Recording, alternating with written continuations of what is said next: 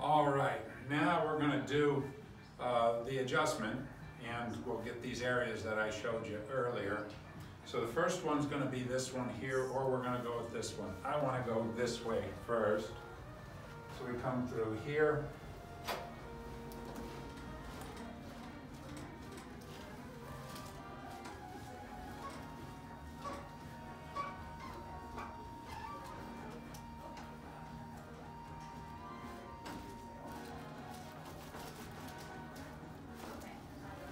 Good. And then we come over here.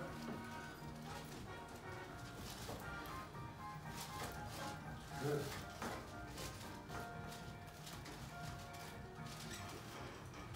Good, and those move. Now when I push through here, you can't see it, but I can feel it.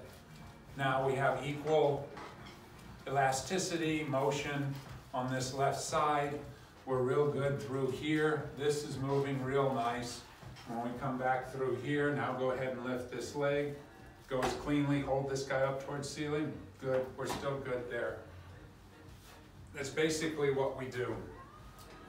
So on this,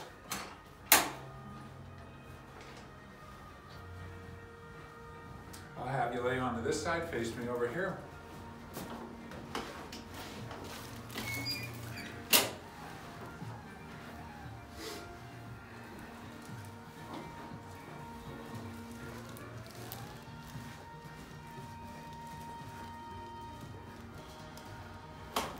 Good.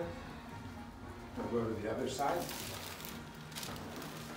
And with Ken, we don't get a whole lot of what the crowds love to hear, all the popping and stuff. There's a lot of muscle tension here. And you gotta keep in mind, and I've talked about this in some of my blogs, there's this adaptation process.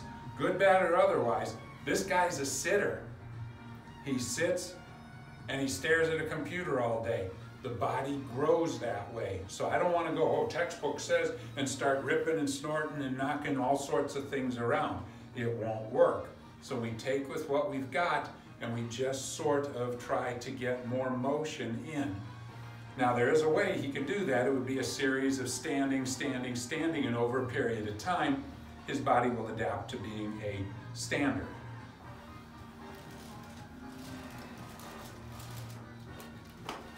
Good, flat onto your backside.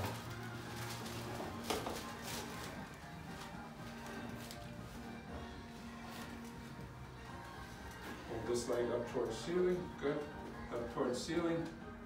And we see this one is just a little bit weak. When we hold this one up, go ahead and resist, good.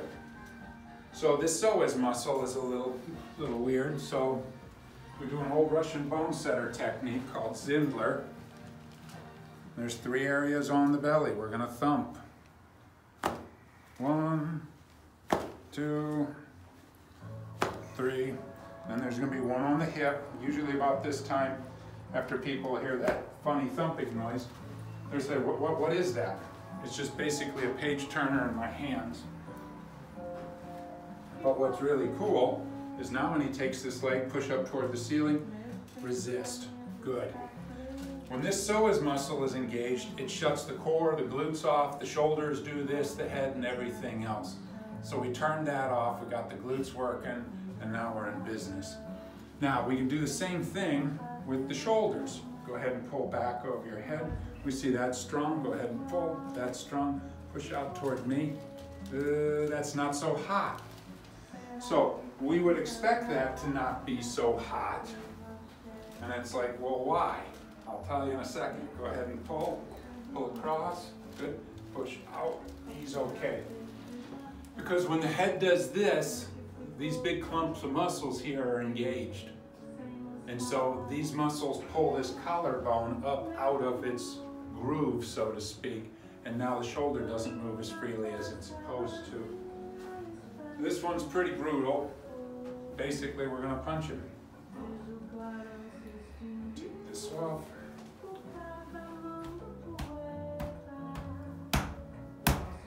Good. Collarbone goes right back where it's supposed to be. Now push out, and that's perfectly strong. Other thing I didn't check, but I could have, this muscle would have been thick and tight and sore. SCM muscle, sternocleidomastoideus muscle.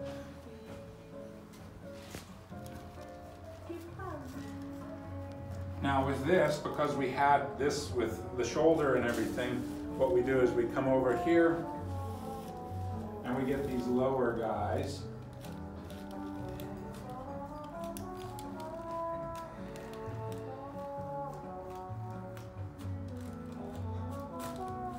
Good. And then we're going to lift up higher on this side.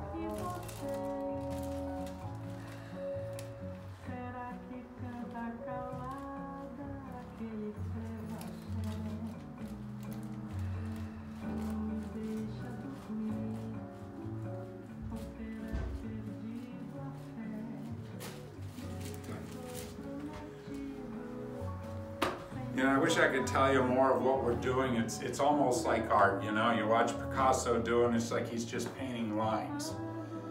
This is all a feel. It just depends on the person who's laying here, what we're trying to accomplish. We adjust people that are newborns up to the age of at least 103, I think is the oldest. None of them get the same adjustment. The adjustment Ken got was the adjustment that Ken needed to get today laying here on this table. So maybe next time it'll be entirely different. I don't know. So, good.